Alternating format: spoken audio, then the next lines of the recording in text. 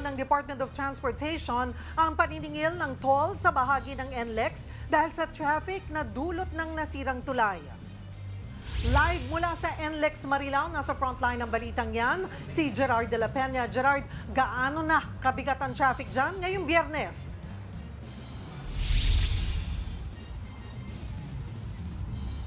Alam mo, Cheryl, matinding traffic pa rin ang susuungin ng mga motoristang dadaan dito sa North Luzon Expressway. Katunayan yan, kung makikita nyo dito sa aking likuran, ay tukod pa rin ang mga sasakyan dito sa ilalim ng Marilao Interchange Bridge. Sa northbound, ang dulo ng traffic na ito ay nandun pa sa may bandang Maykawayan o lampas pa ng Maykawayan.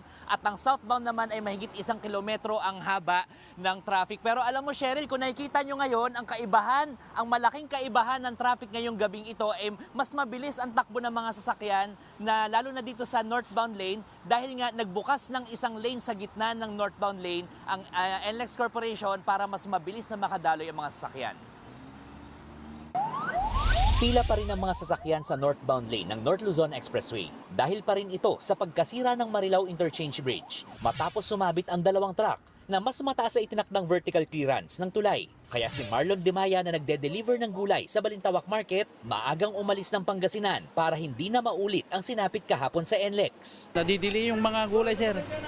Kaya maagang lumuluwas na Pangasinan. At saka yung mga gulay, medyo mababa pa, matumal.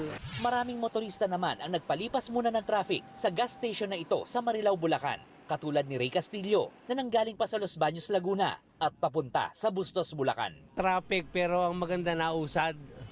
Hindi talaga siya sa restock. So kaya nga lamang ay problema pa rin. Medyo inaabot na ng gutom kaya kumain muna. Ayon sa NLEX, pinaghahandaan nila ang traffic ngayong Biyernes kung kailan dagsa ang mga biyahero para sa weekend. Pagka po mas humaba pa po itong northbound natin, maaari po ulit kaming mag-implement po ng counterflow pero definitely maapektuhan po yung konti yung paghaba naman po ng ating traffic sa southbound.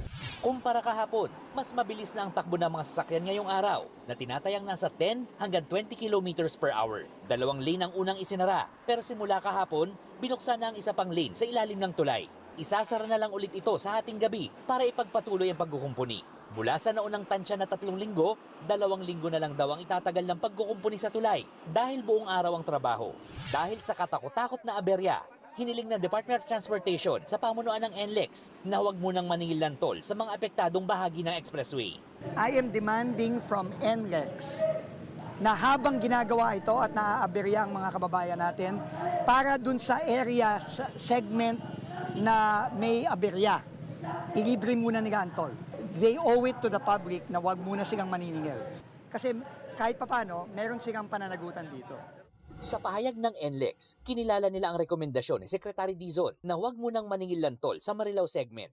Naiintindihan daw nila ang pag-aalala ng DOTR sa traffic, kaya sinosolusyonan nila ito. Kabilang sa ginagawa ay ang pagbubukas ng dagdag na lane sa bahaging apektado. Kung walang iba pang magiging aberya, mabubuksan na ang lahat ng lane sa katapusan ng buwan.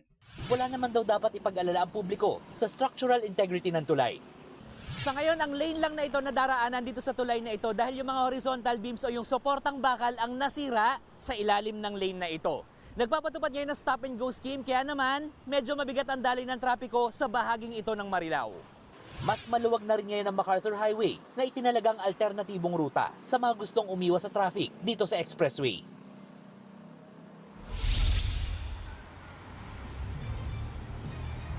Cheryl, ang sabi ng NLEX Corporation dapat daw ay matagal nang nataasan itong tulay na ito dahil luma na itong tulay na ito at hindi na naaayon doon sa standards na pinapatupad ng DPWH mula noong 2016. Pero ayon sa nakausap ng News 5 mula sa provincial government ng Bulacan ay hindi pa malinaw kung kanino talagang jurisdiction ang tulay na ito, kung sa NLEX ba, sa provincial government o sa DPWH. Pero sa ngayon ay kinailangan na muna ngang kumpunihin ito ng NLEX para masigurong ligtas na magagamit ng mga motorista ang bahaging ito na expressway.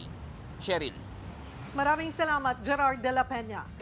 Mga kapatid, Cheryl Cosim po, huwag maging huli at maging una sa lahat sa balitaan. Para sa tuloy-tuloy na talakayan sa Frontline, mag-follow at mag-subscribe sa social media pages ng News 5.